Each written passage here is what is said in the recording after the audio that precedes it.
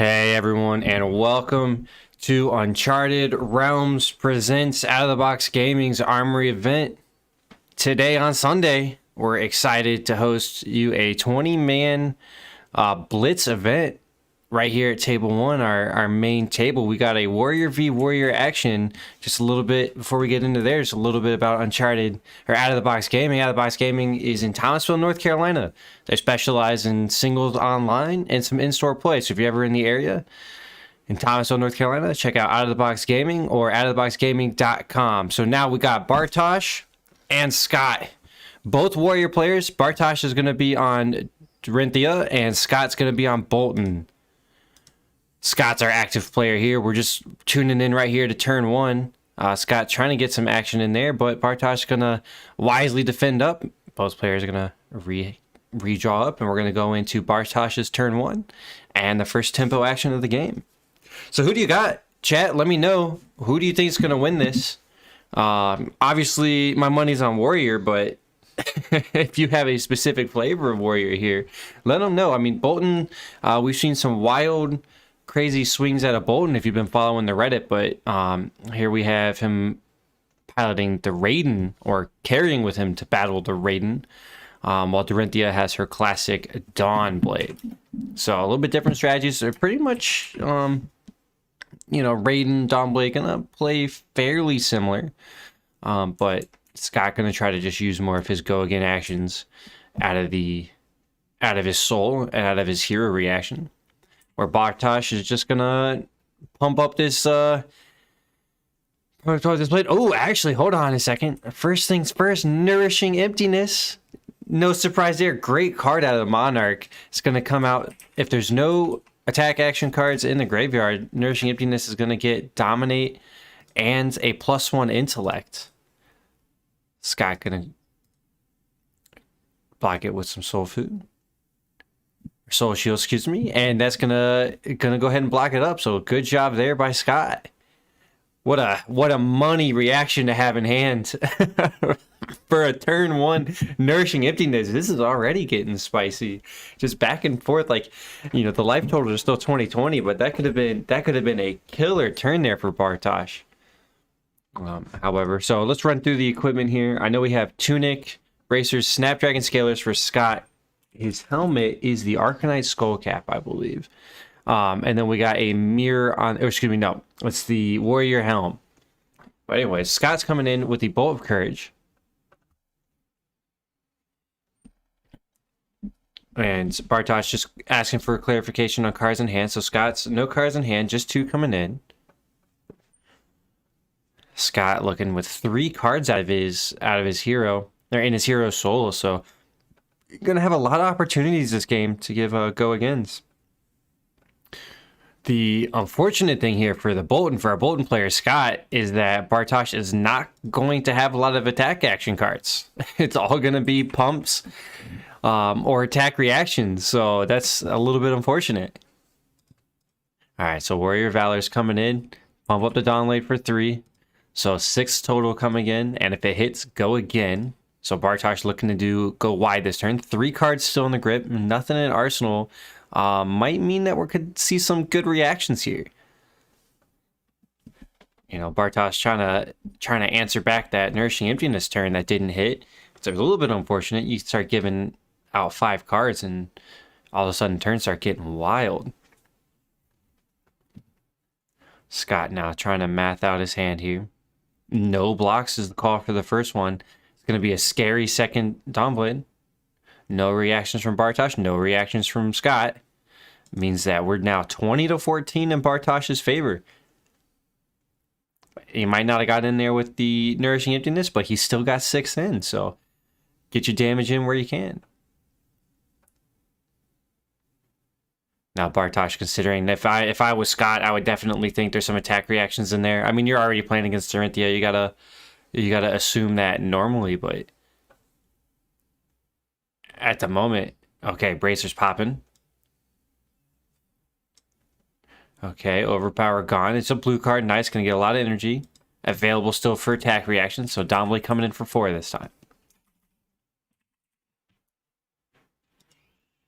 And still 2 cards. That's That's gotta be just 2 attack reactions there. If I was Scott, I would just assume that. Don't want to turn on reprise. That is for sure. Bartosz is waiting for Scott to block with the card from hand. So if Scott's got something in the arsenal there, and a defense reaction, he could potentially use that to some good effect here. Does not want this Dawn Blade to get countered, so no blocks called from Scott. Okay, attack reaction going from Bartosz. It's an out for blood. So another 3. So Scott, all the way down to 7, took half his life there. Out off the 14. So wow. That was a 13 damage total turn. That is just money. Scott was trying to avoid any of the reprise triggers, but Bartosz had the correct attack reaction cards to be able to get in there without even the reprise. All right, so here we go. The bracers. Yellow take flight on the top. It's going to be +1 on the next attack. So Scott opting not to run with the hatchets here, which is the usual Bolden.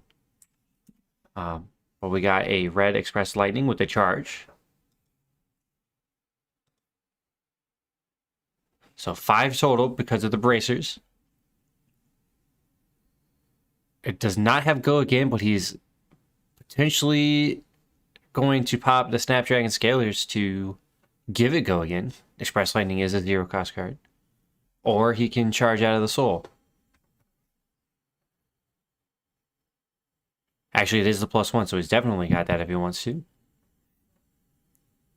Yep, here we go. Banishing the card from the soul. Doesn't need the bracers. There you go. Bolton's hero ability coming into effect. So 5 coming through with go again. So Bartosz still in a commanding lead here, even though he just took 5. Scott needs to really even this out and get some cards out of Bartosz's hand. Scott opted not to really block in the last turn, so he definitely liked what he saw in his grip. I'm waiting for that big explosion. So let's see if he can do it. Battlefield Blitz coming in. Lumina Ascension to the pitch with 1 floating. So it has go again, and it's 5 go again. So that means he will get a swing from Raiden here for another 3. So Bartosz has to math out 5 here, +3 with the Raiden, plus potentially whatever Scott has in arsenal. So this could be that big turn Scott was looking for. Bartosz taking it. Oh, he claims no blocks. End of reactions, no reactions. Go again. Damage comes in. Go against triggers. 7 to 10. There we go. Scott's evening this back out. This attack here, if it hits, it will go back to all square. No defense declared by Bartosz. Ooh, Razor Reflex coming out of arsenal there by Scott. Once you just get the damage in here early, I feel like maybe he should have left that in his arsenal to keep on an additional turn. Maybe gets that last little point of damage in that Bartosz isn't expecting. But decides that now's the right time to pop it. So Bartosz is going to go into his turn with 4 cards in the grip and 1 card in the arsenal.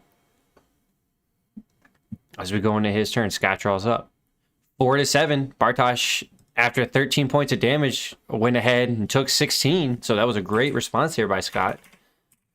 Bartosz going to go ahead and pump. Shunt to the bin. Spoils of War is the pump. Steel Blade Supremacy. Great pump action there. Plus a break of the chest piece. So now Dawn Blade coming in for 8 total. And that whenever this weapon hits, draw a card. Oh, great turn here by Bartosz. I can definitely understand why he took all of that damage in the last turn. Scott did reply. 16 damage was a great reply. Bartosz got 1 in arsenal, 1 in hand, and 1 resource still floating. This is a very scary turn for Scott, who's sitting at 7 life. This is a lethal attack presented to him, and now Bartosz is guaranteed to now get cards out of Scott this turn, whether it's on this attack or on the next one when he gives this go again. Scott now deciding how much he needs to block with, what he needs to respect. He does have armor on the tunic that might be relevant. I don't see... I mean, that energy might be relevant. He's at 2 counters, so he needs one more turn to get the counters active, but I really don't see that's going to be the case here. I think he needs the health more than he needs the energy. We're going to find out, though. Who you got now? Does your answer change? It's still a Warrior's still going to win this, but and so far it's looking like Bartosz on Dorinthia is gonna come out of this one, barring any sort of crazy business out of Scott. Yeah, you ever enough steel blade shunts and an attack back, maybe that'll do it. Probably not. Scott really in the tank here, really trying to figure out what he wants to do. I mean, my money's definitely 100% on Bartosz right now on this Dorinthia. This is a huge attack coming in, and potential draw here as well. So we're talking Bartosz going to be able to have 2 cards in hand, 1 in arsenal with 1 energy floating. Like there's almost no... Scott needs a miracle to get out of this turn, or just to get out of this turn. Screw even going to his turn with any cards in hand. At this point, he really just needs to shield up and try to survive. Hope Bartosz just comes out with a weaker turn on the next one. I wouldn't have a chess piece, so it's possible. But Bartosz might just have enough this turn to get into. All he needs to do is 8 or 7 total. He's already got an attack here for 8. Gonna have 2 cards to work with, 1 in arsenal. Yeah, there we go. Scott also realized, after a little bit of deliberation there, did realize that he needs to just straight shield wall up and keep that defense. So on Scott's turn right now, if this is the way it looks, he's likely going to lose that card out of hand on the next attack. I assume Bartosz is going to give this Dom Blade go again. Oh, Twinning Blade and the reaction for Bartosz. Now Scott, no defense reaction called. So, go again from Spoils War is already there. Yeah, excuse me, it already had go again. So, it can attack an additional time. Look at that. Oh, man, yep, here we go. So, it's going to keep its pumps up from the Dorinthia specialization and the chess piece. So, 6 coming in. Excuse me, attacks for free from that. Gets pumped up. 6 coming in. No draw there from Bartosz, so Scott did well there. So now Scott has 1 card in hand to block with if he wants to here. This is not a directly lethal attack, but Bartosz has a card in hand and didn't use it to pump prior to the swing. It could have been a 2-cost pump, but if I'm Scott, I'm thinking that's probably some damage. Is it a route, maybe? Ooh. Yeah, it's really hard to play against Dorinthia sometimes, just trying to figure out what reaction they have in hand. Does Scott just risk it? I wonder. I think Scott, if this is my play, Scott's probably got to put that tunic in front of it here. He needs to get that armor working for him. I don't think that 1 energy is really going to matter for Scott if he's dead, so I'd rather stay alive over getting a potential energy, but Scott's really got to think about this one. Bartosz sitting fairly comfortable, sitting pretty happy, sitting up. He's looking good to go. Still, at 4 life, lower life than his opponent, but man, does he have that tempo advantage. Scott gonna go block for 4, so takes the helm. But he did use the card out of hand. So 6 for over 4 right now. No reactions from Bartosz. None from Scott. Okay.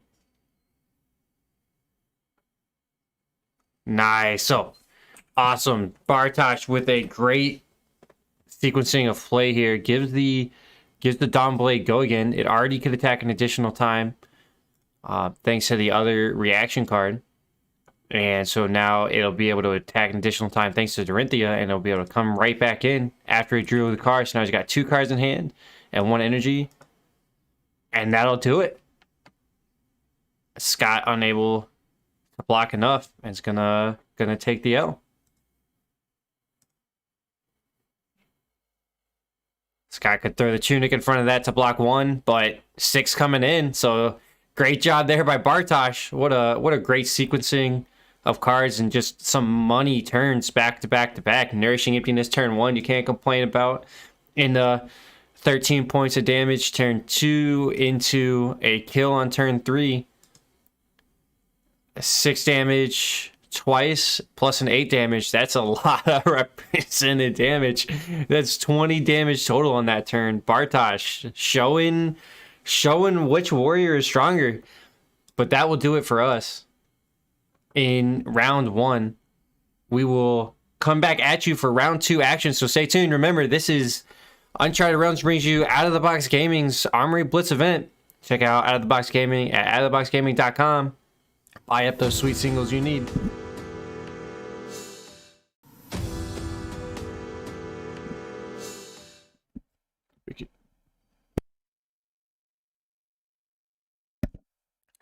Hey everybody, and welcome to round 2 of Out of the Box Gaming's Armory Blitz event, brought to you by us, Uncharted Realms. I'm Brent, sitting next to the one and only streamer to be named, working the production, doing an amazing job on it. But we are excited to bring you this event from Out of the Box Gaming. Out of the Box Gaming is a store local to Thomasville, North Carolina. They specialize in-store play, and they do sell singles online. So if you're looking for that spicy new card, or if you want to get those Ranger cards before they spike up from Tails, Out of the Box Gaming is the place to go. Check out Out of the Box Gaming in-store or at outoftheboxgaming.com. So into our event today, we're just going to remind you we got 20 players today. It's an awesome, cool event. And right now we're in round 2 with Joel on Katsu and Riley on Ira. So it's going to be, excuse me, I got that wrong. That is Joel on Runeblade and Riley on Ira. That's not double ninja. As much as that would be a long, fun control matchup to see, we are not going to get that. But we are going to get Riley as our turn 1 player and going to lead out with the classic Kadashi Needle. Look at that, Riley trying to chip in for 1, and Joel's going to take it. No sweat there. Zephyr Needle follow up for 3. Who would have thought there? Ira players, am I right? This could be a longer matchup here.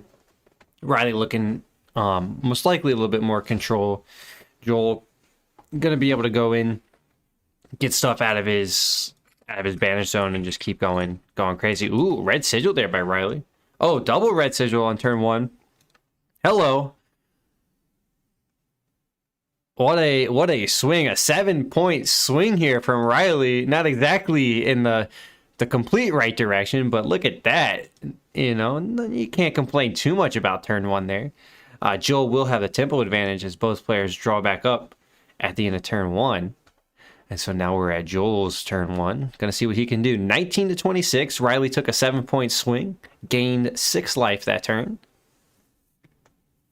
That's going to be a little bit of a mountain, a little bit of a hill for Joel to climb over, but our Runeblade players can definitely get over that.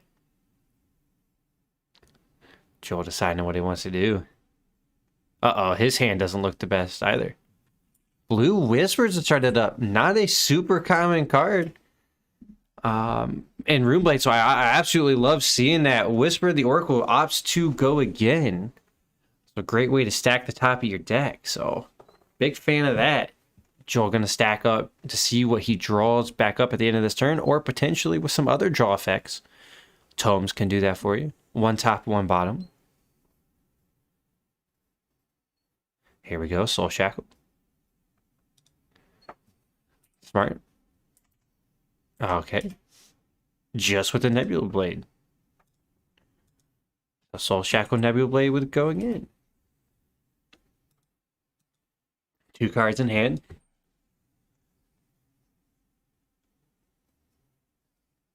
So the Whispers is what allowed that Nebula Blade to get pumped up. You mainly see Whispers in Kano. But we got, okay, so onto our reactions. Joel for 4 coming in. Riley did have a defense reaction there. Flick Flack out of the hand. So 4 to 4 there. No damage coming across. And Joel will go back to the end phase. But back on that Whispers, yeah, you normally see it at a Kano, but it also can help Runeblade get those non-attack actions. It's a solid card. Opt to go again. It's almost like an eye. So pretty decent. So Riley pitching a blue fluster. Comes in with Kadachi. And then let me guess. Comes in with the needle. Look at that. Yep, for 3 coming in. So Riley gets his classic 4 damage. 4 damage starts. Joel likely doesn't play a lot of defense reactions, but if he could break this needle, it would really turn the game around. I know Ninja Ira losing her needle early can be just incredibly detrimental to their game plan, but in this matchup, it should be pretty safe. But there is always the potential. Big Fate Foreseen fan myself, and also other class reactions. Joel throwing away that Rip Through Reality, getting in front of there. So 3 to 3. No chip away game here on the needle. Joel still has 3 cards in hand, 1 in Arsenal, and Riley's going to come in with the Life for Life from Arsenal. Coming in for 4. No go again, but if it hits, Riley will gain a life. Unfortunately, those sigils don't combo super well with Life for Life in this scenario, but I don't think you can really be upset about not getting go again for 6 life. I think that's a trade I'll make every day and twice on Sunday. Joel deciding if he wants to take this. Remember, he's got 3 cards in hand and 1 in Arsenal, plus potentially the Soul Shackle off the top. Runeblade needs some time to get those Soul Shackles to really get those really big turns, but sometimes 1's just enough. So Joel going to throw 2 in front of here to take 2. Wants to just keep his life total high. So 27-16 thanks to Life for Life hitting. I think I would have rather preferred to see Joel keep that. It's only 2 damage that it blocks. So Vexing Malice into the Banish Zone. Not gonna help Joel here. On that attack, it's a little bit awkward to just kind of throw away for some chip blocks. Life for Life was already going to hit. Maybe he just keeps that for later and gets into the Banish Zone, but he might... Actually, he gets into the Arsenal, but maybe he's looking to try to banish it out of the graveyard. So, card coming out of Arsenal was and then Soul Shackle.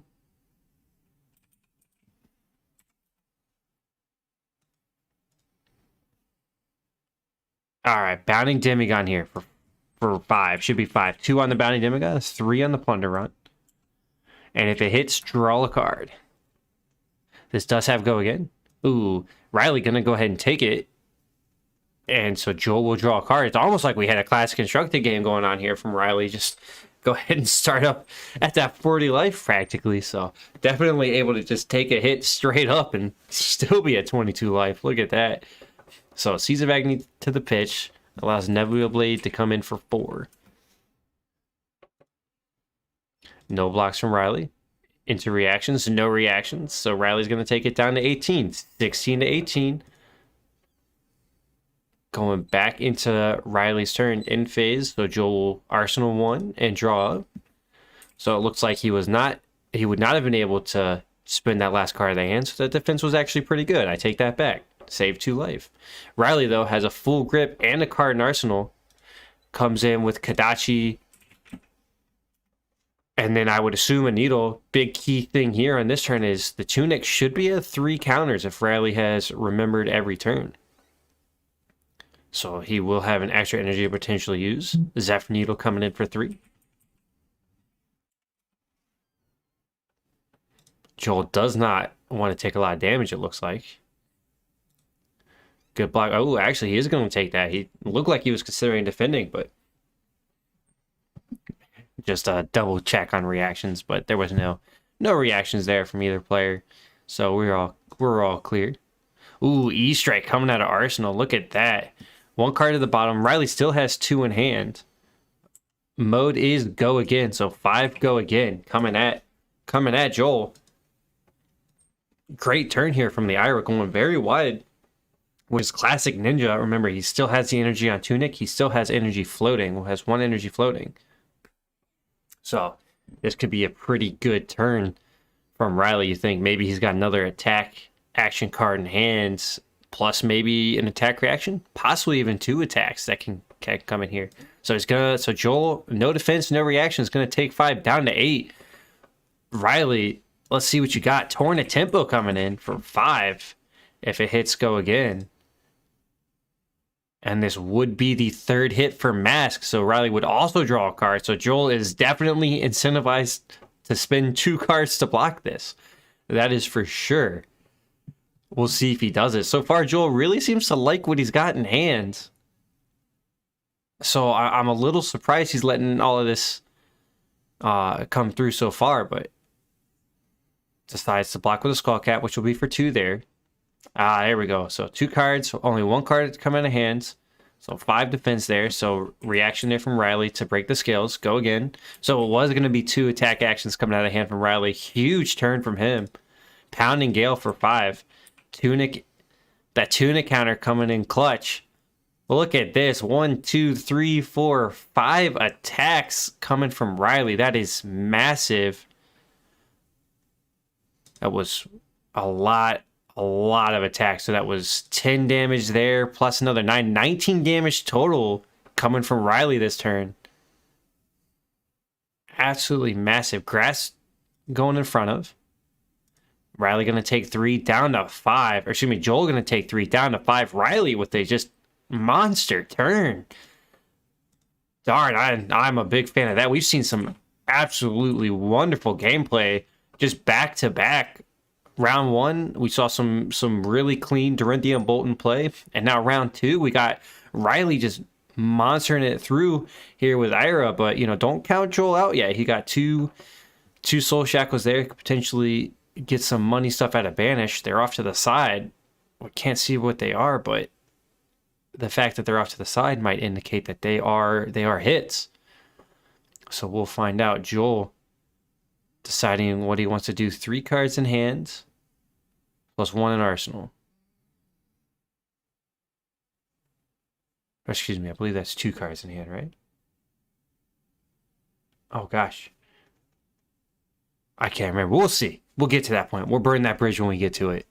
Yeah, 3 cards in hand, I believe. I wanted to double check. The way he was holding it, I was like, maybe there's only 2, but I thought he only threw 1 in there. Joel having a tough time here. That's a hard turn to come back at. If he just stared down 19 damage, that was a potentially lethal turn. Joel was started at 19 and had to survive through 19. So good job there from Joel. So Soul Shackle to come in with the Bounding Demigod. So 6 with the Rune Chant and go again. Excuse me, Soul Reaping. He banished the Bounding Demigod. Riley gonna pitch 1 blue to have 2 resources floating to block 1 arcane damage. And then gonna no defenses, no reactions, taking 6, going to 12. This could be the turn Joel needed. He needs to get cards out of hand here from Riley. He's got 1 so far, but he definitely needs to get a few more. Riley has the Tunic he can throw in front of, and the Mask he can also throw in front. All right, so this is a good turn. Seeds into Bounding. So 1 arcane damage is going to pop there, and then plus 3 on the Bounding. Riley smartly has that blue pitch in there, has energy to use. Going to use the 1 to block the Rune Chant, and the 3 defense.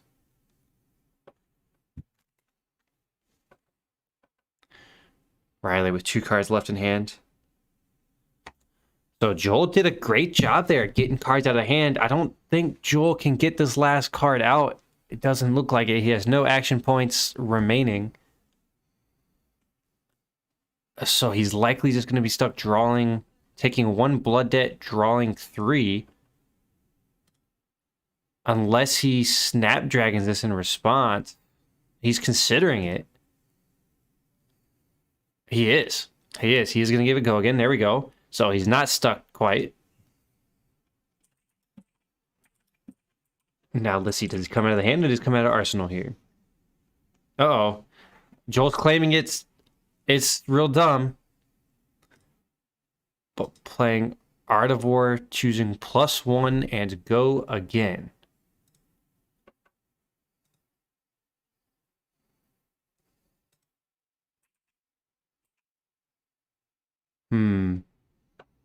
Not too shabby. So he was able to use the energy off of his seeds, or soul reaping, excuse me, his soul reaping, with the card he banished to be able to cast that. And pumping up the Bounding Demigod. So Joel doesn't want to take any damage, so just wants to come in, get as much as he can, which I agree, Joel, you need to do. Try to get cards, try to get more cards out of Riley, who is not going to block this shadow. It's only a blue shadow, so it's only coming in for 3, thanks to the Art of War giving it +1. Oh, yeah, so Joel, what else do you got? You need to just get a little bit further. I mean, 2 cards might be enough. There's no extra energy on, say, the Tunic from Riley there, so it might be enough, but you got to think, you got to respect the Razor's Reflex and stuff. Ooh, so here we go. Another Shadow Ursa. Coming in for another 3. Riley going down to 5, so 5 to 5, all square in this game. Joel with actually a monster hand. Look at how many cards he played there. That was just nuts. That's so good. I mean, take 1 out there from the Snapdragon, but that is classic chain for you. Just, you love to see it. But now Riley's coming back in. You know, that's exactly the turn Joel needed. So Riley went to his turn with only 2 cards.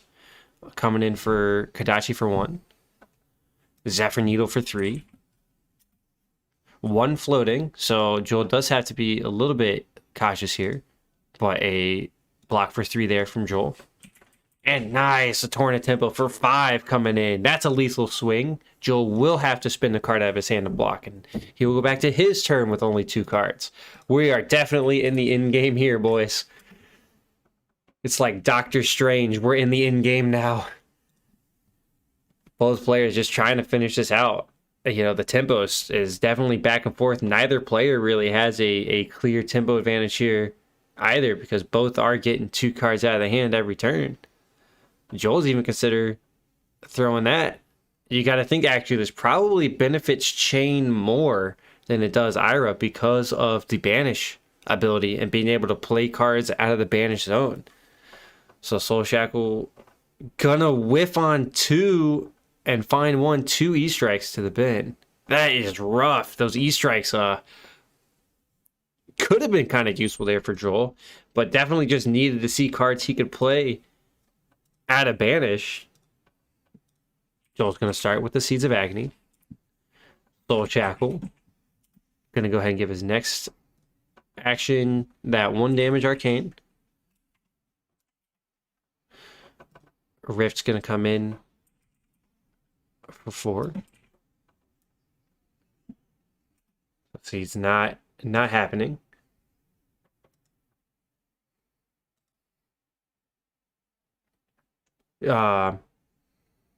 Blue Seeds means it's not going to do it. Yeah, there we go. Just had to double check on that color there. So Riftbine's just coming in for 4. It's going to give itself +1 from the seeds. So Joel trying to do a lot. So that was just a really big whiff on the banish from Soul Shackle there, which is just super unfortunate. He had that blue seeds in hand, and another card. So now here we go. Joel coming in for Nebula for 4. Needs to, I mean, he's gonna get at least another card out of Riley's hand. But well, actually, potentially, that's not even a guarantee. Riley could just throw the Tunic and the Mask in front of this and say, sure thing, bud. Go back to his turn with 3 cards in hand. That's exactly what he's going to do. Just the Mask right now. And so that's 2 off of the 4. Going 2 through. So, wow, 2 to 3 here. Very, very tight game. This is close. You have to think that if Joel just found at least 1 more Blood Debt card that he could cast out of the banish zone there on those Soul Shackles, he would have taken this game. But in effect, though, we're going back to Riley's turn with 3 cards in hand.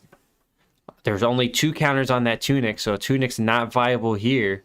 But Riley is going to start out with the classic Kadashi Needle. Joel throwing the Skull Cap in front for 1. It is still got 1 defense thanks to Joel being at 1 less life. Riley then coming in with the Needle for 3. So, just a classic 4 damage go again, from our Ninja player. Super easy. So there's the first card out of hand there from Joel. Oh, Command and Conquer for 6.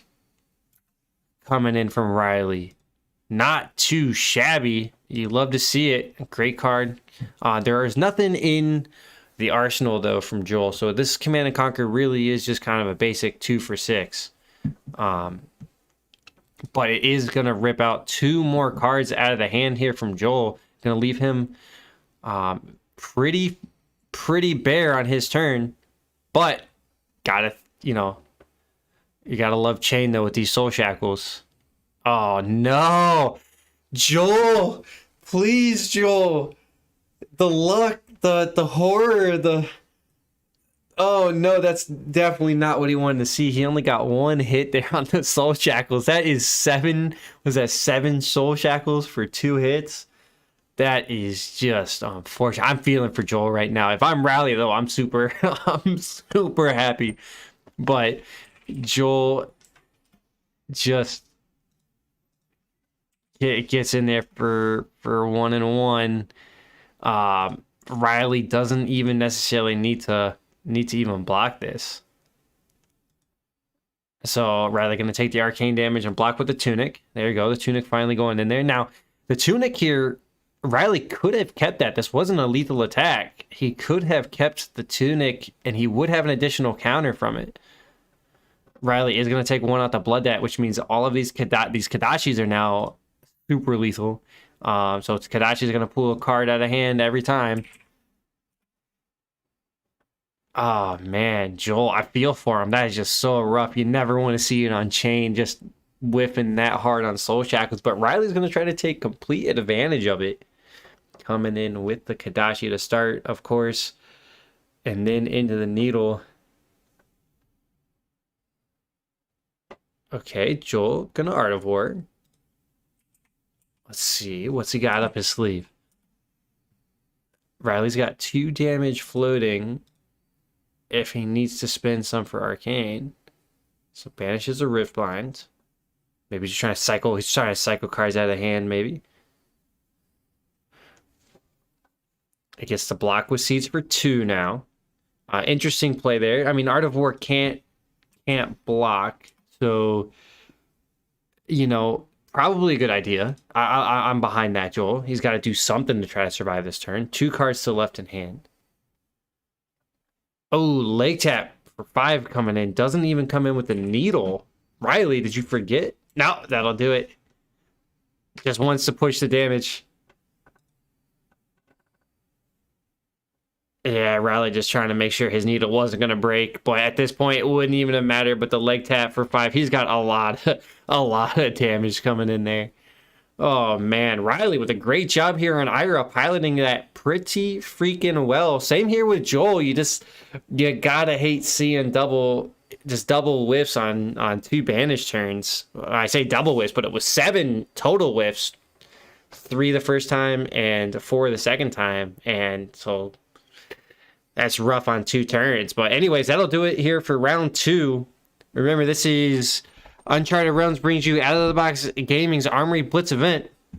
Check out Out of the Box Gaming at outoftheboxgaming.com for those spicy singles. And we will catch you guys in round 3.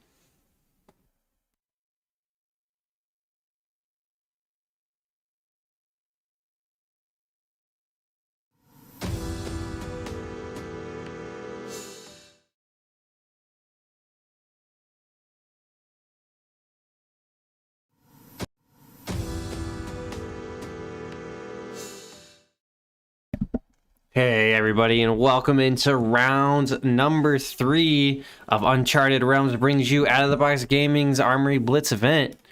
I'm Brent Kitchen, sitting next to streamer to be named in the production suite, and we're excited to bring you guys a real crazy action here in round 3. We got 20 players total in this event, going 5 total rounds. But just a quick note on Out of the Box Gaming, go get those spicy single cards you guys are waiting for. That the last bit you need are those new Ranger cards in expectation of Tails. Go get them. Out of the Box Gaming at outoftheboxgaming.com. So in round 3 here, we got Dorinthia. We're seeing him again. Bartosz against another Dorinthia player, though, Ash. So Dory v. Dory, who you got? My money is on Warrior yet again, just like round 1, but it's also on Dorinthia. So yeah, I'll be here all week, folks. But so Ash is our turn 1 player. And gonna try to come in with a Dawn Blade, and Bartosz is gonna block for 6. So 6 attack, 6 defense coming in, and then Ash coming in with a potion after that. Look at that. Not a bad start from Ash. Bartosz had given his approval to that one. He said that was a very nice turn 1, and I happen to agree with him. It was a very good card. But now we got Bartosz in with the first tempo of the game, or tempo action of the game. Ash has a really healthy board state, though. 1 in Arsenal, 1 energy potion out, and 1 counter on the Tunic. Like, I could not complain about that. Let's go, baby. But Bartosz now deciding what he wants to do. Bartosz, if for those following the action along, he was one of our players in round number 1, and he won his game with incredible sequencing on his cards. It was an absolute masterclass of Dorinthia, of Warrior. He was facing off against Bolton in that matchup, so he's not a stranger to the Warrior matchups, except this one is going to be a little bit different with the Dorinthia and not the Bolton this time. But Bolton was not running the hatchets or anything else. He was just running Raiden, so it's going to be a pretty similar matchup just as it was in round 1 there. Bartosz really deep in the tank. He's really trying to decide what he wants to do, and just wants to come out straight with the Dawn Blade, and just for 3. You know what? No straight up, no pumps. Ash, you got that's some attack reactions. You know it. Putting the boots in front of it, and gonna go to reactions. So Ash not blocking with the card out of hand. Doesn't want to get reprise triggered. And now Bartosz has to rethink about that, because you know he was expecting. Oh, okay, giving it a go again. Glint. Nice. Nice job there. Ash taking 2. So first blood of the game going down. Bartosz is our champion of the blood. Got in there first. So good job there. So the attack is going to have go again. And it did hit. So he can come right back in if he wants. Bartosz using the bracers, giving it +1. Pitching twinning. Coming in for 4. Look at that. 4 damage coming in. Ash throwing equipment in front of it, blocking 4. Look at that. Skull Cap. Being good, being useful. Ash with the Skull Cap. So we'll go through the equipment here. Ash with the Skull Cap, with the bracers, the usual Warrior, the Tunic, and then the Refraction Bolts. Bartosz on the other side there. He's got his own Skull Cap.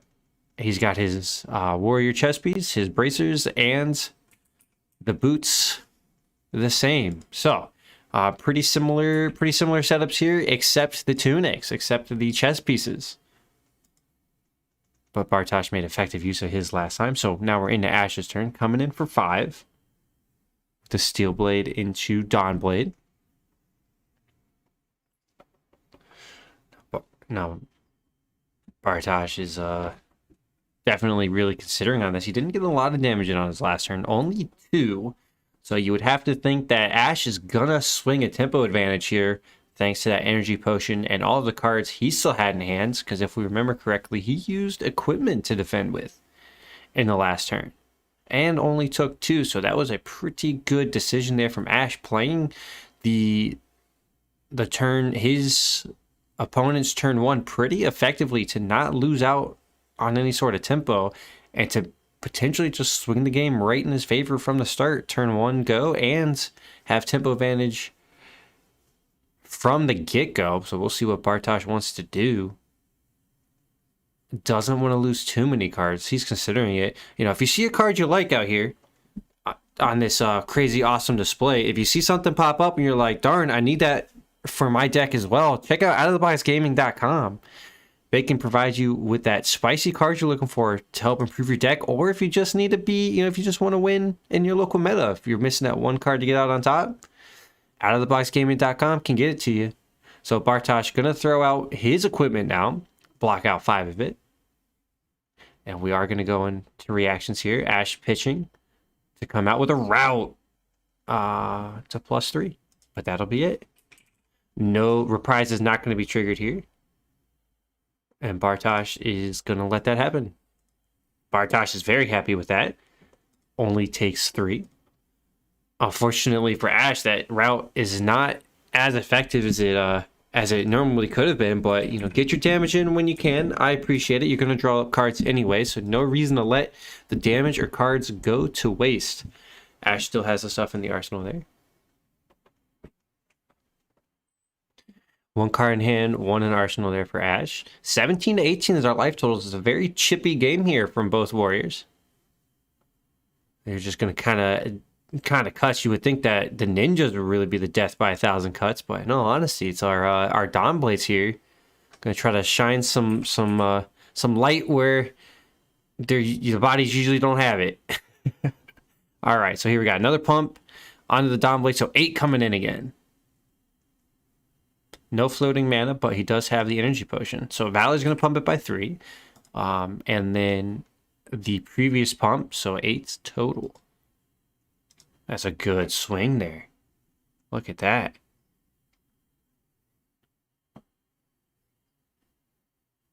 Look at that. That's not a bad attack. Like, I'm just basking in the awesomeness of that sequencing there. I like it. Route on the previous turn, get a little bit of damage in, and then coming back in here.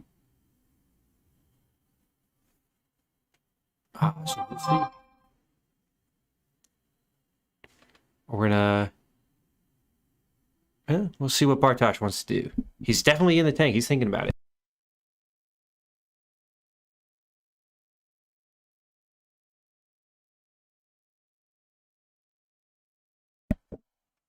All right. Bartosz still thinking about it. He's is definitely taking careful consideration of everything in this game. If we remember in round 1, he played a little bit quicker, but the lines were still complex. But even in this one, he's trying to craft some very nice turns. Bartosz wants to block for 8, does not want Ash to get a counter here on his Dawn Blade at all. It doesn't even want it to even be a possibility. He's blocking everything that he can, thanks to the route allowed it to hit last time. So Bartosz there using a lot of his resources to get in there and prevent any sort of shenanigans or any sort of actions there from Ash. And you got to think, though, the first warrior that gets the counter is probably the warrior that's going to win this one. But Ash definitely has a tempo advantage now, going into Bartosz's turn with 2 cards in hand, 1 card in arsenal. Ash has 4 cards in hand now and 1 card in arsenal. So Bartosz is going to go, oh, what a great 2-card hand to come in with Nourishing Emptiness. It's the Dorinthia no attacks warrior. So that Nourishing Emptiness is going to have Dominate, and if it hits, get +1 to your intellect. So that means Bartosz will draw 5 cards up at the end of this turn. That is by far the best 2 cards. Enough energy to do it, and Nourishing Emptiness out of the hand. That is the best 2 he could sit on to get in there. So now Nourishing Emptiness is going to get in there. So Ash falls to 15. Could only block a little bit of it, and then Bartosz going to go ahead and get that 5th card, and that tempo advantage Ash just brought for himself just went completely out the window. Bartosz with a huge just swing on that one back, because it was actually kind of looking a little rough. You got to think that he probably would not have gotten a lot of cards out of hand from Ash there if that was not a Nourishing Emptiness, or even with it, not going to get a lot of cards out. But getting that 5th card is just absolutely crazy. So now Ash has some work to do, which definitely makes sense why that last turn was pretty complicated there from Bartosz. So Ash coming in, huge pump ups up to 8. It's like almost a rinse repeat of last turn practically. Not bad. Ash just consistent back to back to back. It's like the cartoon character he shares the name with. Ash, just consistently a 10-year-old playing Pokemon. But you know, that Ash finally got their championship, so maybe this Ash gets his. We'll see. We're gonna see. Might get that win. Bartosh is commenting how crazy that was. You're telling me that was after all of that defense last turn, having to come back and face another 8 straight up. That's a good job here from our turn 1 Dorinthia player, Ash. Remember that Ash still has that energy potion creeping out there on the battlefield. Hopefully Bartosh doesn't forget about it. There's one card in Arsenal here. So this could even be a reaction into another Dawnblade swing, potentially as well, if Bartosh wants to give up 3 cards for this defense. Bartosh trying to consider what he's going to do on his turn. And then come, which is going to dictate how many cards he can give up for this attack right here. Bartosh wants to keep his health high, and again, do not want to allow for any sort of counters, shenanigans. Once Dawnblade starts to get the counters, these 3 attacks basic become 4, which starts to get more cards out of the hand. You can't just block it with 1 card anymore, or potentially block it with just 1 card. Is definitely a big consideration here. Bartosh going for it, but takes it back. Doesn't want to do that. Going with another option. I've been here, though. I know the feelings. Now, as a Kano player myself, I'm usually doing some other math. It's like, can I kill you? Okay. You find out that you math it wrong, and you go, oh, shoot, I lost. But maybe Bartosh will do it a little bit better than I do. But I've definitely been in there, been in the tank. Bartosh got a big tank. He's got a truck tank there. He can just go for miles. Ooh, wants to super overblock this. Okay, so he's representing 11 right now. Wow, Bartosh really wants to overblock this for 12. Does not want any sort of shenanigans. What is that last card in his hand and then in the graveyard? Or excuse me, in his arsenal. Bartosh is considering around Singing Seal Blades. And a big consideration there, he's pointing out he had all reds in hand, so it wasn't going to have a lot of energy to work with on his turn. So opted to just kind of refresh that one. Wants to pitch Sigil and come in for 3. So 3 one way or 3 the other. Bartosh would rather try to get a card out of the hand or some extra damage instead of gaining 3 life. So hey, you know what? Not too bad. Not too bad. So Bartosh just not happy about his hand on the Nourishing Emptiness. I've been there as well as a Kano player. Nourishing Emptiness is definitely a Dorinthia Kano almost specialization nowadays. Was a huge boon from Monarch. Ash is declaring no blocks. Bartosh now thinking. Bartosh indicated that the damage went through, so it's gonna go from there. No go again, nothing else. And we're gonna call that Bartosh's turn. He did get 3 in there, but Ash coming in with 4 cards in his hand and 1 in Arsenal. So Ash still technically would have the tempo advantage here, even though he is sitting at less life. If you just looked at this in a vacuum, you would think Bartosh is up, but in fact, Ash is likely about to do a lot of damage here. If you remember, in some of our previous turns, we're looking at some 20 damage, some 19 damage turns out of our warriors. Who you got in this matchup? Let me know. Right now, as we're halfway through it, or majority of the way, this could swing in an instant. Tell me who you got. You know, I'm leaning towards Ash right now, but it's very probable that Bartosh could also still take this one back. So we got 9 damage coming in. And Bartosh does not want to, no reactions there.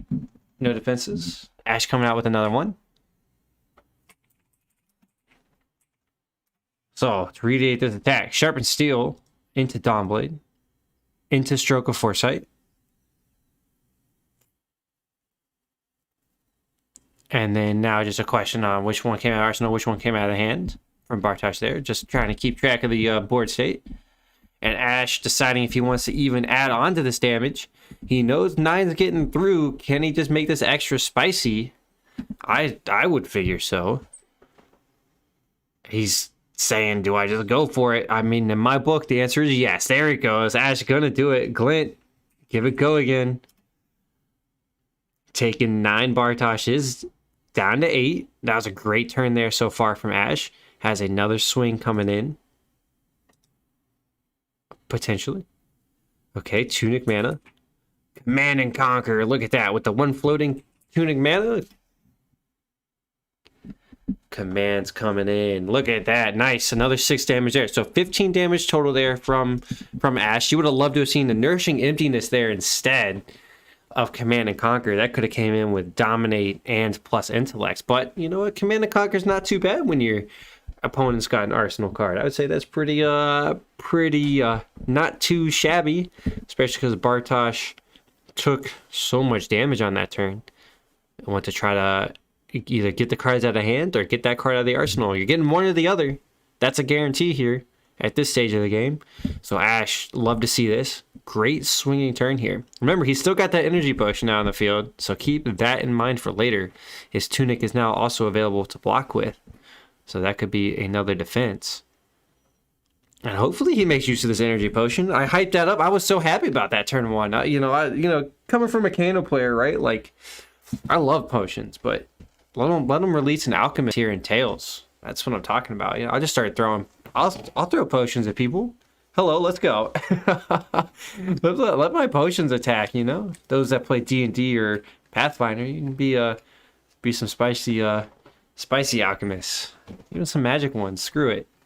Come on, LSS. Yeah, everybody send them an email or something. Maybe they'll do it. But I'm hoping Ash can actually make use of this. That'd be just awesome to see. It just comes in effect 5 turns later. Like, not too shabby. Ooh, Bartosz gonna take all 6. The card in the arsenal is gone. So Bartosz now only 4 cards in hand. But wow, that was a 15 damage turn there from Ash that was not blocked at all. So Bartosz falling all the way down to 2 against Warrior with reaction. So Bartosz must just absolutely love what he sees in his hand. Let's see if he can come out with a huge swing himself. Just utilizing every card out of the hand is what he's going to try to do. Okay, Courage going to start us off. Bartosz got to get all 4 cards out of hand to make this effective. Ooh, with only a swing for 3, Ash is incentivized potentially not to even block this. Maybe just throw the Tunic in front of it to chip away. Does Bartosz have the reprise in hand that he's trying to use? 4 cards in hand. It's you almost want Warriors to pump their Dawn Blade before they attack, because what you see is what you got out on the field. But in this situation, Ash now has to make the decision. You got to remember, key decision point here is that Bartosz took 15 damage on his turn and decided not to block it all out of his hand. So if I'm Ash, that's just a hand chock full of reactions. Ash has to decide which reactions those are and figure out what he wants to do with it. If I'm sitting on Ash, do I think he can get up to 12 damage here with reactions alone? And I would have to say probably not. Would need 3 other plus 3 pumps from his hand. Bartosz would have to just have the absolute money hand. I would throw the Tunic in front of this myself and just let it go. And we'll see, but nope.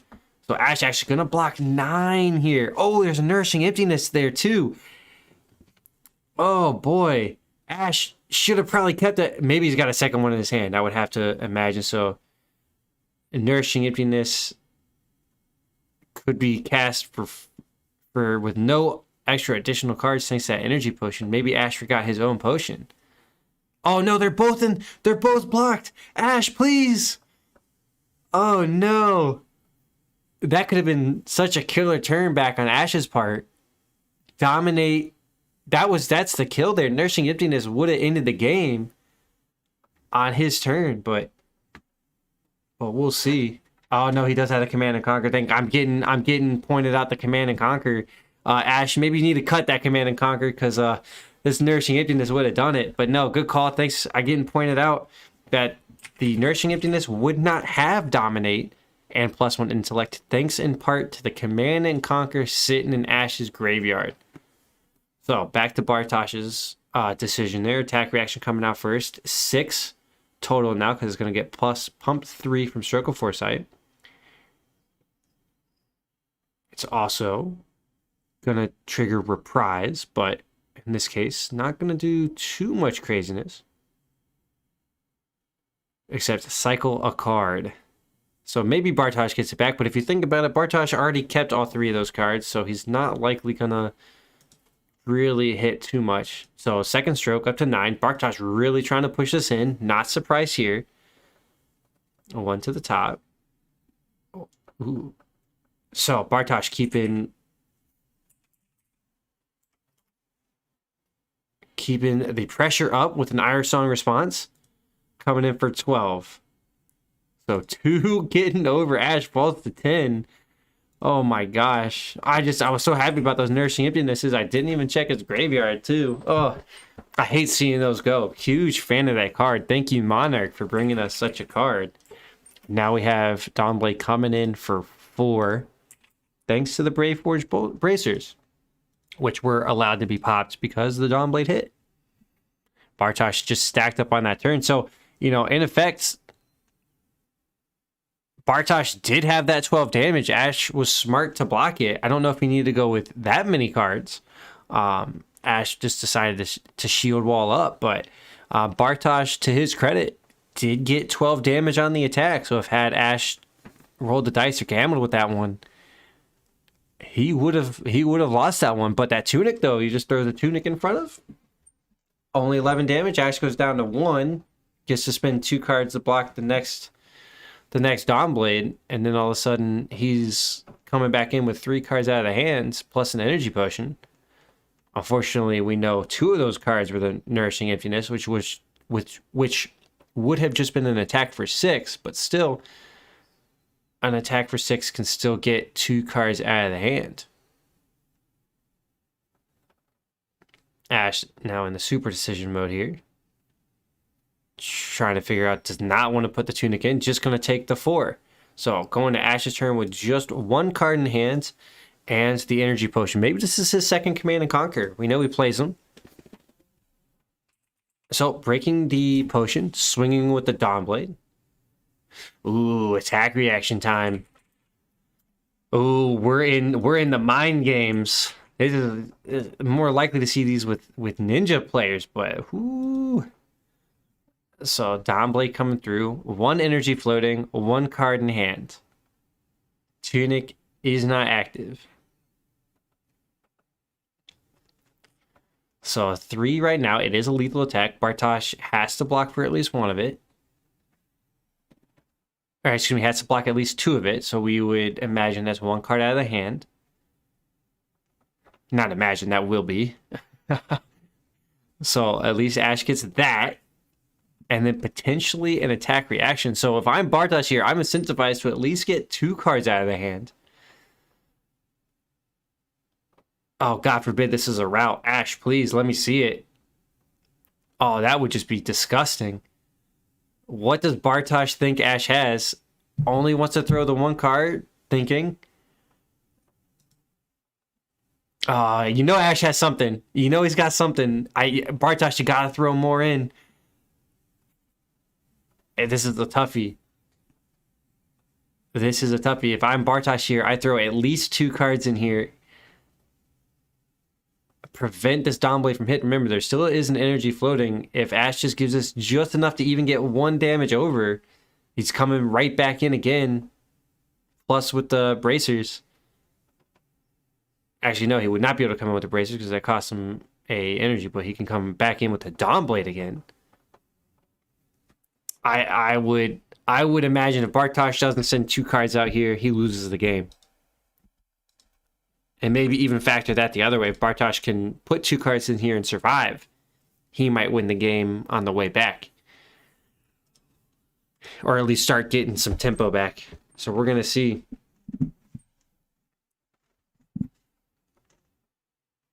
Oh, this such a clutch ending here from both players. We saw some huge, like, just shield wall, stone wall defense, and to just mind games on attack Ash. There it is. There's the 2 blocking for 6. Does this affect Ash? Does he have the route? Ooh, doesn't. Oh man. All right. So Ash going to Arsenal and draw. You know that's an attack. Well, at least Bartosz knows it's not route because he's still alive. He is still alive.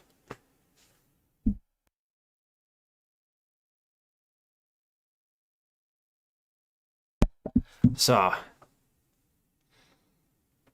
Bartosz now with 2 cards to work with. Dawnblade with an apparent counter. Come in for 4 if he wants. No apparent counter. It's an actual counter. There it is. 4 coming in. Let's go. Somersault getting pitched. Ooh, Bartosz still had a defense reaction that he could have even used that turn. So he was well covered. Well covered in that. I like that. Great cards to see in hand. Bartosz with excellent deck construction here. Just showing us some fine options and opportunities. Been crafting these turns magnificently, to say the least. Ash as well been coming in with some solid plays. So Ash at least needs to get something in front of this, or have some defense reactions of his own and prep. Here we go. Blocking 6. 2 cards out of hand from Ash. It looks like we're going 2 for 2 every time. So this does leave an opening here for Bartosz to potentially get some pump in here. 1 energy floating.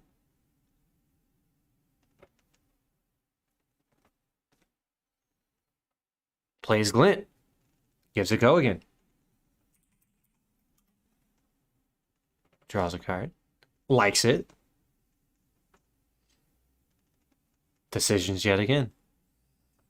Goes to Arsenal. So he likes it in the Arsenal, not for this turn. Which is expected. So Bartosz back at the 4 cards. So now Bartosz on his turn, if it comes back square as it is, we'll have 5 cards total to work with. 4 in hand, 1 in Arsenal. Here we go. Ash now. 2 cards in hand, 1 in Arsenal.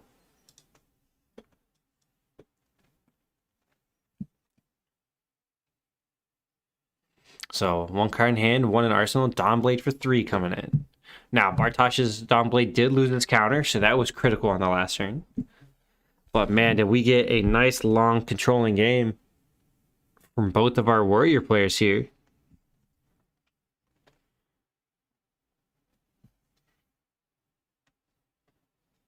Bartosz thinking. Blocking 3 cards out of the hands. Oh man, he must really like this Arsenal card.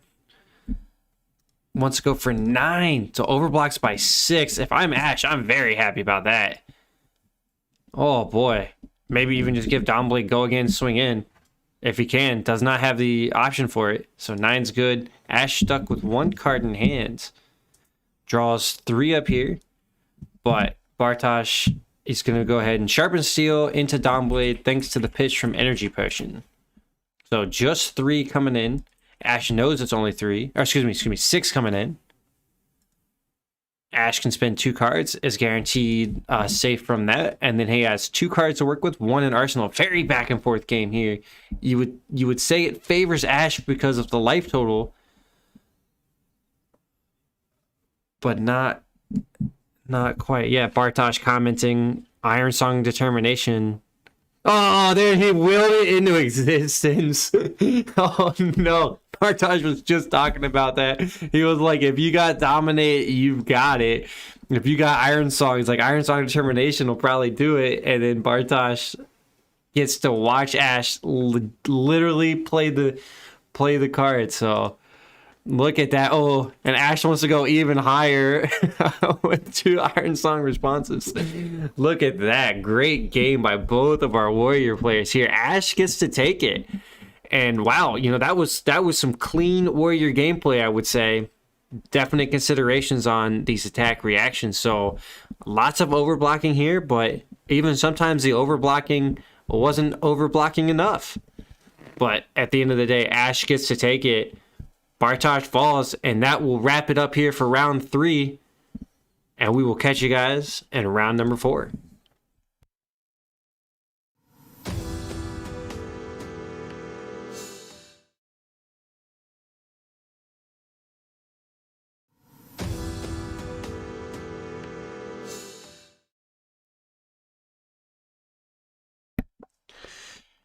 Hey, everybody, and welcome into round number 4 of Uncharted Realms. Brings you Out of the Box Gaming's Armory Blitz event.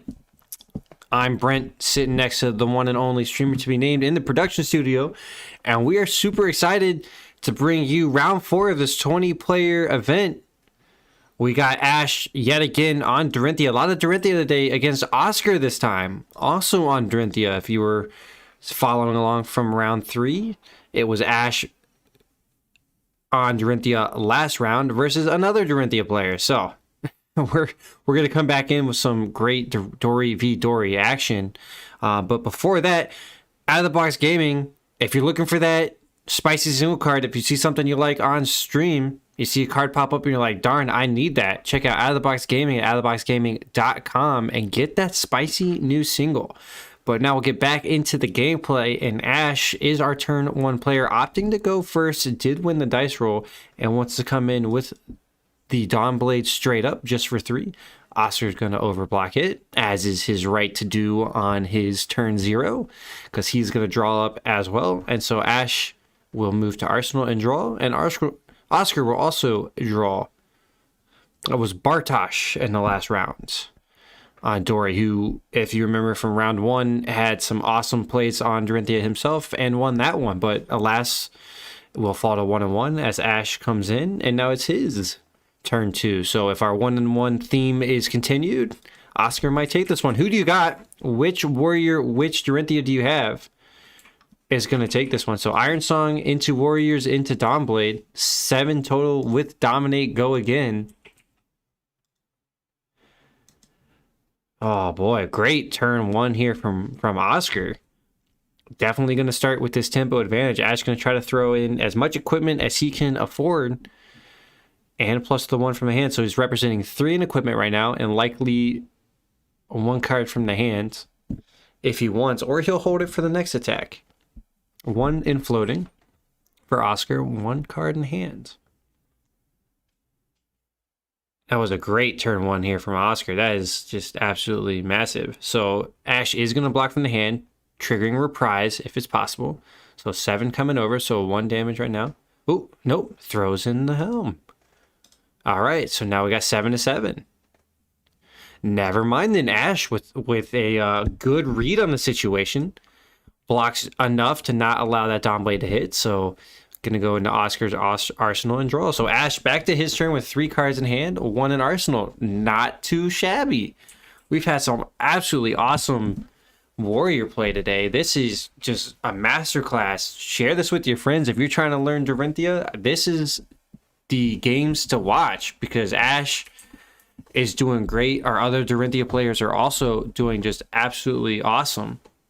And so round 1, rounds 3, round 4, just watch them and learn a little bit. I know I'm definitely learning a lot watching this. The overblocking has been just absolute money, and so have the reactions and the responses. So this is just some absolutely stellar gameplay. So Dawnblade coming in straight up from Ash, pitching a blue, so 2 energy floating, and a card check in hand. 2 card checks, 2 cards in hand there from Ash, 1 in arsenal against Oscar's 4 cards in hand, 1 in arsenal.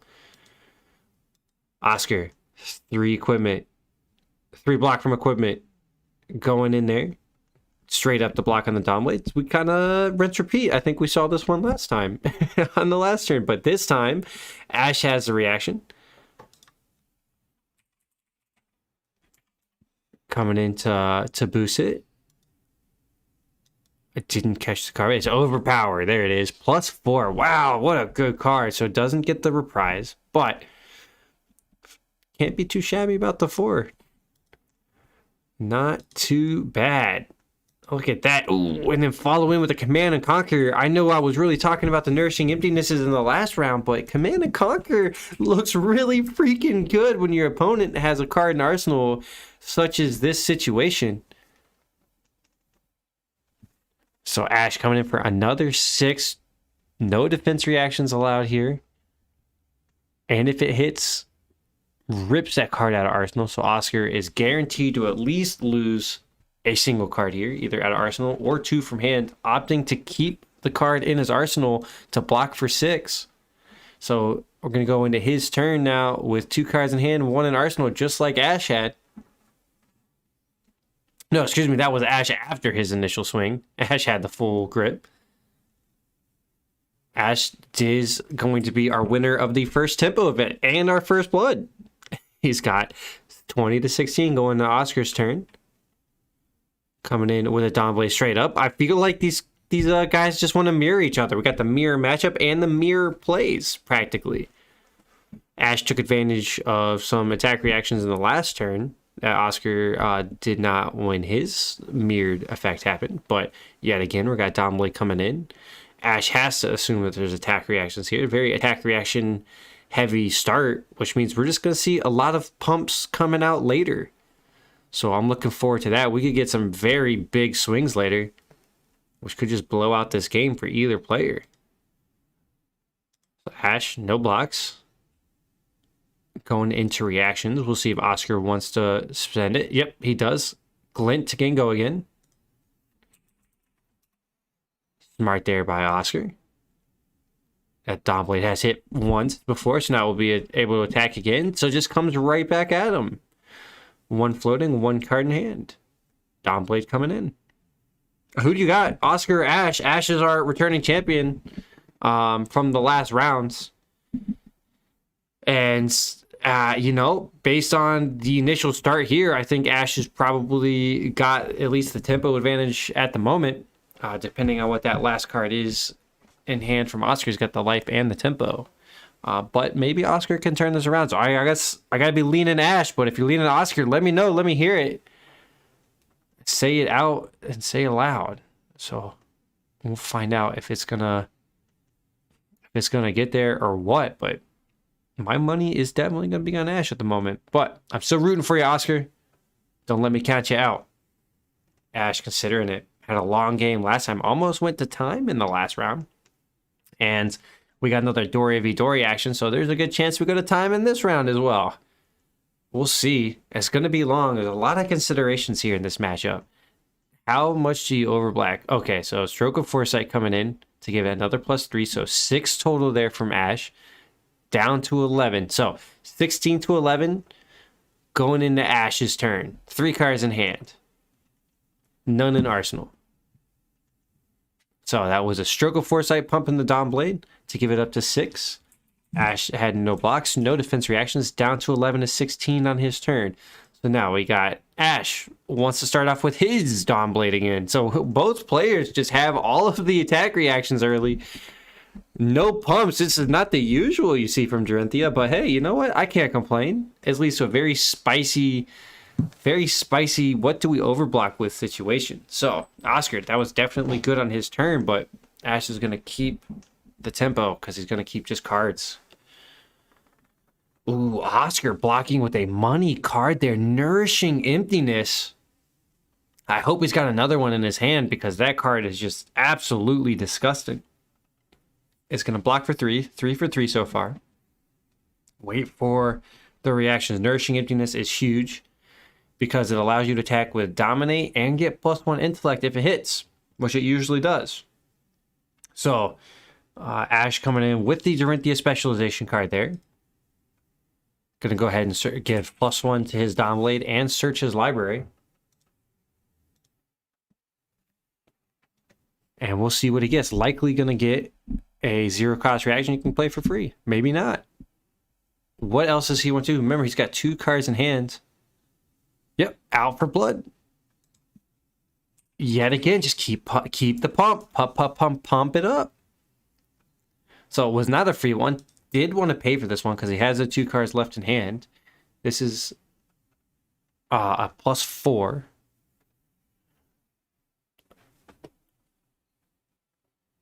Oh, excuse me. The next attack gains +1. So it's only +3 on this one. So 7-3 right now. And then the next one will get +1. So Dawn Blade will come in. Oh, hold on. Another reaction. Glint. Give it go again. Look at that, Ash. Keep it up. Oscar blocking with the 1 card in hand triggered all of this reprise. So Ash coming in with a huge turn so far. Look at this. Money swing. 7 right now. Plus a guaranteed at least another 4. Pitching 1 card from his hand. Activating Bracers. Getting 5 coming in straight up. 1 card in hand. So 1 card in hand, 1 card float, or 1 resource floating for 5 damage coming in. So far 12 damage swing here from Ash on this turn. Plus whatever he has in hand, which looks to be another reaction. It was not used to pump. Did not pump it up. We're still waiting for those later. Yeah, it's going to be a very on the board, what you see is what you got game later on for both of these Orinthia players if we get that far. Just based on seeing a lot of these reactions coming out early. Just at least statistically up to more pump effects coming later. So Oscar deciding not to block that. Likes the cards he sees in his hand. Remember, this turn he only used the Nourishing Emptiness to block with, which is a straight money card. I hope he has another one to use. We're going to find out. So Blue Sharpened Shield pitch. Dawnblade coming in. Dawnblade for 4. So both Dawnblades have a counter. I was saying in the last match that generally the first Dawnblade that gets the counter, the first warrior that's allowed to make that happen, usually is going to take the win. But in this case, I'm not too sure about that. Let's see what Ash wants to do. Now Oscar is going to try to just rip cards right out of the hand here from Ash, who has 4 in hand, 1 in arsenal to work with, and some equipment. So Ash is going to block from hand to trigger the reprise. Oscar making sure that was from hand, so definitely likes the reprise here. Yeah, there we go. Stinging Steel Blade. Give it +1 and go search. Thanks to reprise. So both of our warrior players once again are mirroring each other. You put up a mirror there, and these guys are just playing solitaire against each other practically, just back and forth. Same thing. What cards you play, just expect your opponent to have it. Ooh, hold on though. Ash has a Steel Blade Shunt. Look at that. Oscar falls to 7. And oh my gosh, great response there from Ash. Now, Iron Song response was the Orinthia specialization effect resolution card that Oscar got. That was a long way of saying he just went and tutored for Iron Song, but Steel Blade Shot, and then Oscar from the hand had another Iron Song response. So Ash has blocked for 10. And Oscar is going to now hit for 11. So with another Iron Song. So get the one little bit over there. Look at that. Oh, man. So that will mean Oscar is going to crack his bolters because the Dawnblade did hit. Wants to give it go again and come in with the energy floating to come in for another 4. Okay, actually, he's going to use the resource on the tunic. Excuse me, he's getting this even spicier. So use the 1 floating to pump from the bracers. Use the resource from the tunic to allow the Dawnblade to swing in. So we have a swing in for 5 right now. And if it hits, got another counter. Ash now, see, this is the problem. If he wants to block all 5 of this, he needs 2 cards out of his hand to do so, or use some of his equipment here. He has higher life, so his Skullcap's not going to be active, and he's going to take the 5. Falls down to 5, 7 to 5 here. Ash likes the cards he's got left in hand. 2 counters now on that Dawnblade here for Oscar. Oscar's going to go ahead and draw back up as we move to Ash's turn. Here, we're going to see if he can make effective use out of that. He needs to come in with a lot of damage this turn. My money is, I think Oscar's probably in the lead at the moment, but we'll see what Ash can come back with. Steel Blade Supremacy to start it off. So 6 total. Thanks to that +1 counter, Steel Blade's going to pump it by 2. Another nice, gorgeous looking Orinthia specialization card. And Oscar, because he used up all the counters, this game is not going to last another 3 turns. It's like, okay, go ahead and send it. Into reactions. Oscar's got one, though. Defense reactions there. Ash, nothing on the attack reaction just yet. And now Oscar came from hand, so this is going to trigger a reprise if Ash wants to send it. Yes, he does. Stroke of Foresight. Coming in for another +3. Oscar, no reaction on that. Gets to cycle. Goes to the bottom. So, Oscar taking 3. We got a 5-4 ball game here into Oscar's turn. But he's kept a full grip, -1. So 3 cards to work with and 2 counters on the Domblade. So that's going to be a basic attack for 5, which is not too shabby. So Ash is going to be in a little bit of trouble here. Oscar leading it out with the Iron Song Determination and a Red Sharpen. Oh my gosh, it's a huge attack. Domblade coming in with Dominate for a total of 9. Oh my gosh, Ash. That is pretty rough. He's sitting at 5 life, so he needs to at least block 5 of this. And you know there's no more cards and no more resources available. Oh, he's going to say, I just die. He does have the Tunic, but can't get enough. Can only block for 4. Take 5 and he will die. So Oscar going to take it away with all that pump, that Dominate. Super crazy, but that will do it for us here in round number 4. I hope you guys like seeing these Dory v Dory because we probably got another one coming up next time, but we'll catch you there for round number 5. Just remember, prizes going out at the end of this round. Stay tuned for them. I know I'm looking forward to that, but we'll catch you guys in round number 5.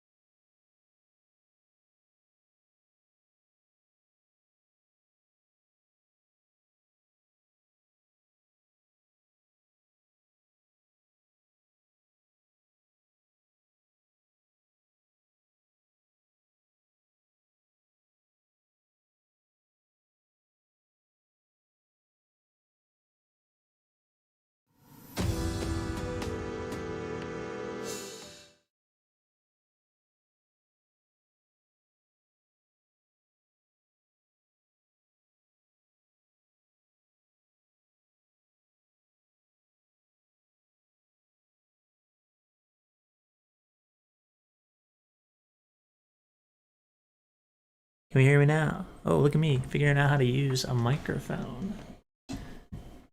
All right. Yeah, so today we had 20 people. Oh, I can hear myself. Hold on. That's trippy. All right, here we go. So we had 20 people playing today's event. We're going to roll the dice to see how many times we're going to randomize the list. So we got an 11. Big roll. So we're going to go ahead and copy that over. Wow, that's a terrible copy. Mouse is acting up today. And oh my goodness. Where's the chat box?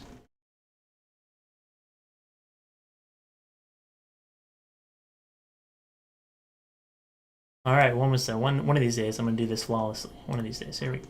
God dang it. You're really gonna be that? Alright, whatever. We'll just flip back and forth. Alright, so there we got a timestamp. Now let's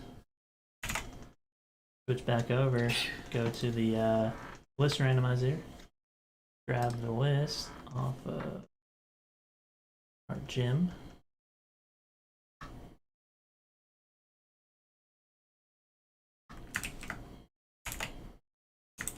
Alright, so we got our list of 20 names after the 4 rounds. We're going to randomize it 11 times. That's a ton, but here we go. So this is number 1, 2, 3, 4, 5, 6, 7, 8. At least I can count to 11. 9.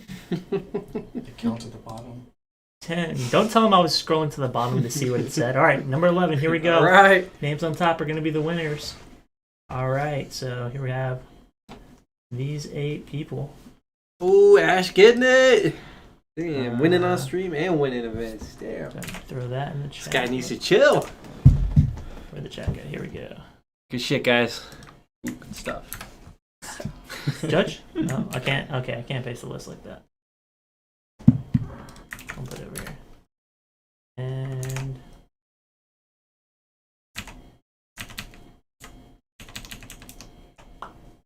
oh yeah, probably should do that timestamp thing, huh? Here we go. All right, and yeah, I'll go ahead and get round 5 pairings going. I'm better at that than I am at this. And Don't forget, I coming up after round 5. yes, Woo! sir. All right.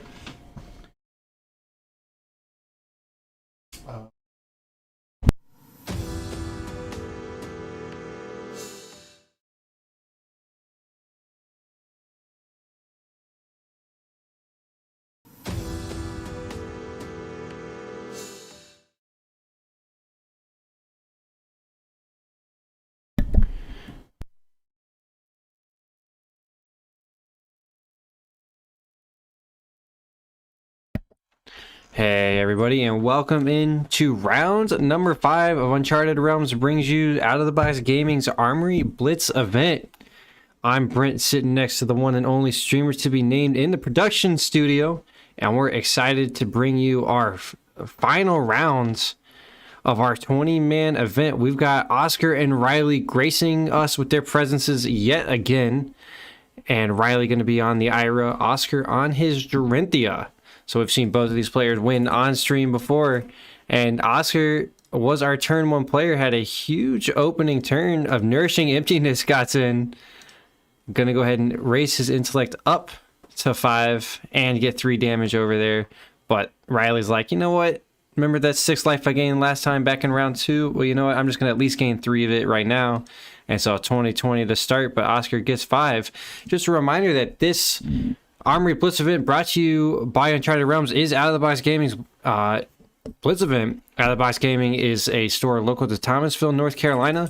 They have in-store play and specialize in selling singles online. So if you're looking for that next new deck, or you want some reindeer cards for Tails and prep for that coming out, check out Out of the Box Gaming in person or outoftheboxgaming.com. So Riley coming in here with a Kadashi, opting not to use his needle this time, and wants to go Kadachi. We saw in round 2 he utilized needle, but in round number 5 he's going to go with the double Kadachis. Maybe the needle got broke and he couldn't find another one.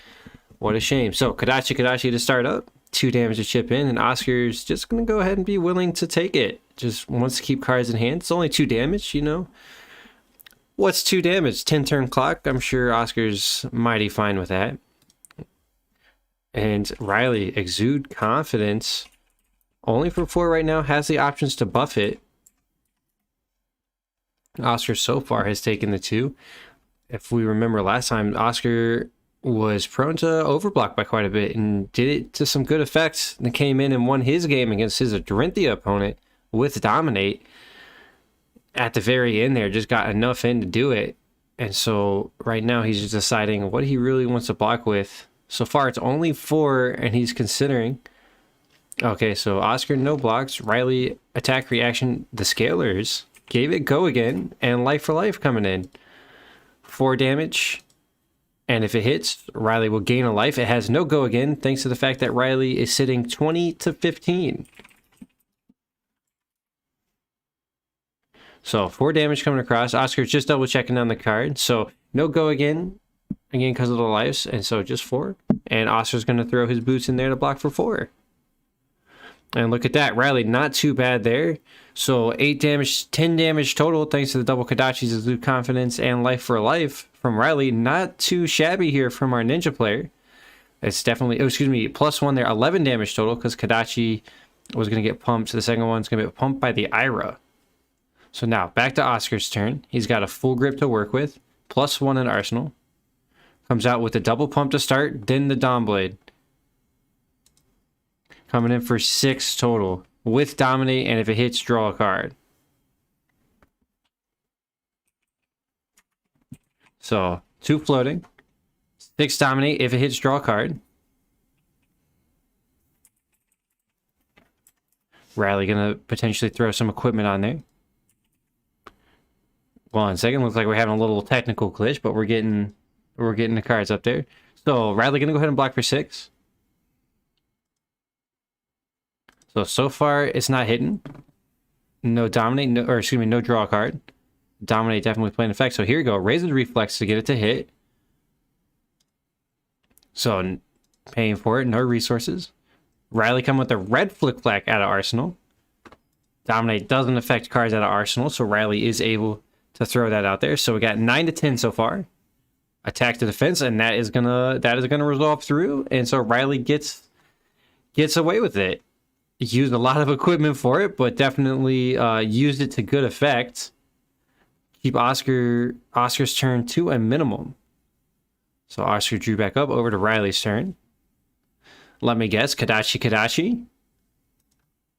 Oh, I stand corrected. Red Sigil coming in, up to 23 life. Riley loves being at a high life total.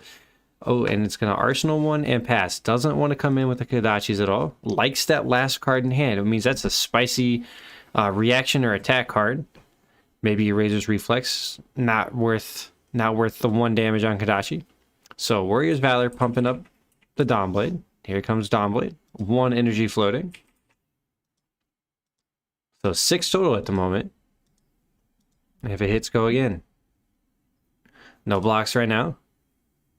Into the reaction phase. Oscar's thinking about it. Riley's kind of indicated that he kind of wants to, but no. No defense reactions there. Going to take it down to 17. Back over to Oscar. I think Riley wisely assumes that those are just attack reaction cards, thanks to the fact that Dawnblade is only pumped a little bit. So Bracer's going to go. And then Tunic counter off to get the Dawnblade in there. So another 4 damage coming in here from Oscar. So 10 damage total for Oscar on his turn. Not a bad swing, but remember, Riley has gained 6 life so far. Those Sigils of Solace just do absolute work in Blitz. Maybe not the best cards for Classic Constructed, but they definitely have some really good effect in Blitz. You're almost talking a 7th of your life coming back, which is not something to really dismiss offhandedly. Riley's considering. He really doesn't want to walk into any reprise action or getting just blown out for some attack reaction, so he's definitely considering. Ooh, looking at his mask, might want to just go ahead and give this up. Riley has used his mask, if you remember on stream back in round 2, used his mask to draw and just keep the attacks going. Came out with a 19 damage turn, thanks to the draw effect from the mask. If you remember that, if you go back and watch it, E-Strike into allowing the mask and allowing more. So it was pretty crazy. So Riley opted not to block for it, going into reactions. If this Dawnblade hits, it will get a counter. It is the second attack this turn. So no reactions from either player. So Dawnblade is going to gain a counter at the end of the turn here. Now, Oscar did get stuck with 1 card in the hand, but he does get an Arsenal 1 and then draw up 3.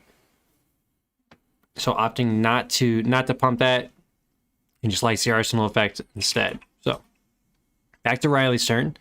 1 in Arsenal to work with. Full grip in the hand, pitches 1. So we have 2 floating, Kadachi coming in for 1. We'll see if Oscar is going to allow the chip game to start or not. You got to think this game might go longer than 3 more turns to allow another set of energy off this Tunic, if I'm Oscar here. Depending on what Riley kind of comes out with. He does have explosive turns, though, so...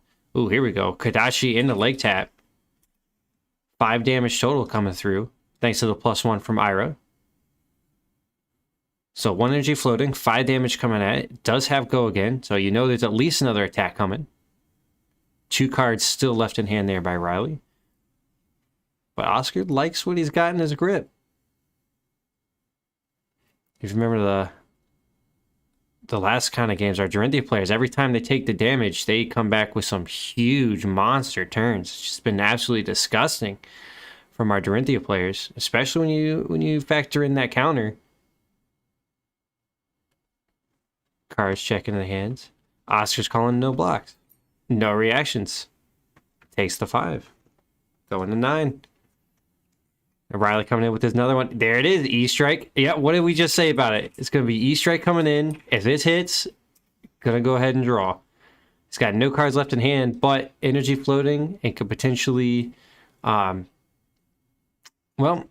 it's not going to give it go again, so he's just going to pump it up. So it doesn't want to continue on with the attacks. That card in Arsenal is not likely an attack he can afford. It might also be an attack reaction. So we're going to see. Oscar, though, if he allows us to hit, Riley will draw, but because of no go again, he might be okay with this. Gonna throw out the bracers to block for 2. Yep, there's Razor Reflex. It was the attack reaction. So this means that E-Strike is gonna hit. Riley's gonna be able to arsenal another card and go into a full grip +1. So not too bad from our Ira player. Oh boy, it's a pretty scary turn when you think about it. We got 16 damage. You'd think he's playing Prism a little bit though, but there's Ira. Didn't even use the other Kodachi. Didn't even need to. So, Oscar, no defensive reactions. Gonna take 8 total. Go down to 1. And Riley should draw and pass here. Hold on, that's not a May ability. 1 second.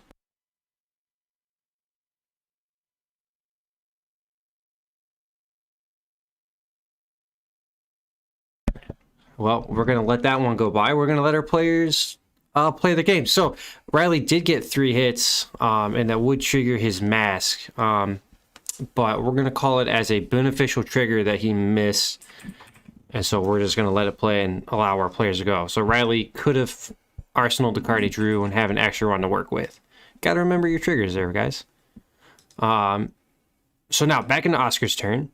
Going to come out with a pumped Dawn Blade, so it has the counter. So this is a pretty okay turn here for Oscar if he can make this happen. He has a lot of cards to work with, so he kept the full grip. So Riley down to 8, so it's 1 to 8. Pops the boots, give it go again. 2 energy floating. 1 to 8. So Oscar just trying to rip out more cans out of Riley's hand. If Riley can keep any amount of cards in any sort of quantity, like 2 cards in hand, he's gonna be able to just come back in for that 1 damage. These Kodachis are both lethal, plus any additional Razor's Reflex. Riley's considered blocking with the mask. Maybe Oscar just has enough to get over this. Oh, wouldn't that be something? Wouldn't that just be absolutely disgusting if Oscar has double attack reactions here that he can just pump this up enough and get all 8 points of damage through? I might have to see a therapist after that one, but we're going to find out. Oscar's definitely considering something. He needs to use all the cards out of his hand. Okay, Singing Steel Blade +1. But no reprise trigger there. So 7 to 2 block. So Riley's looking at 5 at the moment. No responses there. Yep, no other responses there from Oscar. So Riley's going to go into his turn. So 1 to 3. And Riley's got a full grip. Nothing in Arsenal, though. Could have been a little bit better on this turn. But hey, you know what? He not likely even going to need that card. Because he is in just money ninja position. Which is your opponent's at 1 life. And you have Kodachis. So first lethal attack coming in of the turn. Going to require... Every single attack here is now just super scary here from Oscar. It's going to block 1 with the bracers. At least it has a little bit of equipment left. Here now, Kodachi for 2. No more bracers. Can't even use the skull cap. Can't even use the tunic. Because it's coming in for 2. Tunic only blocks for 1. So, Oscar, no defense. Going into reactions. Steel Blade Shunt.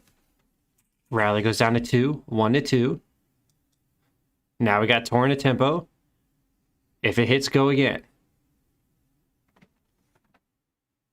Oh boy, Oscar's in some trouble. That's gonna get the last 2 cards out of his hand. This is the money spot here for Ninja, just in complete control. So gonna throw 1 in the skull cap plus 3. So that's 5 because he also threw the tunic in there. Okay, so Oscar loses all of his equipment, but got to keep a card in his hand and the 1 in the arsenal. So not the worst. Now Dawnblade coming in, just 5 straight up. So Oscar survived. Good job there by Oscar. That was a super. I thought I wouldn't say I was necessarily writing him off, but I was definitely putting him down for the count. Now, this is a lethal attack with the Dawnblade back at our Ira player. Riley does have to spend some cards to block this, and probably needs to overblock it. Yep, block for 6. Ooh, Iron Song response. What a flick flag. Yep, you had to see that one coming, right? Look at that, reaction to reaction. Riley still has 2 cards in hand, though. Was able to block by 9. Just double check on the mat there from both of our players. So just just double check there. So now Dawnblade will lose the counters. So that's big by Riley and has 2 cards to work with. Remember, Kadachi both get a card. Each of them get a card. So that's a guaranteed 2 cards out of Oscar's hand. Plus, if Riley has another attack. So Ira just in complete control at this moment. Not in shunt lethal range. Unless, no, because Oscar already used one of them. So not even in shunt lethal range. So Riley is definitely got to be sitting happy here. Don't want to necessarily think that maybe that mask card could have ended this game, but that's definitely a consideration at this point. Oscar's sitting at 1. Riley just needs to get it in. Block for 3. So that's going to be covered. Kadachi coming in. Now 1 energy floating, so no more Razor's Reflex available. There's the second card. Now Riley, let's see that last attack action.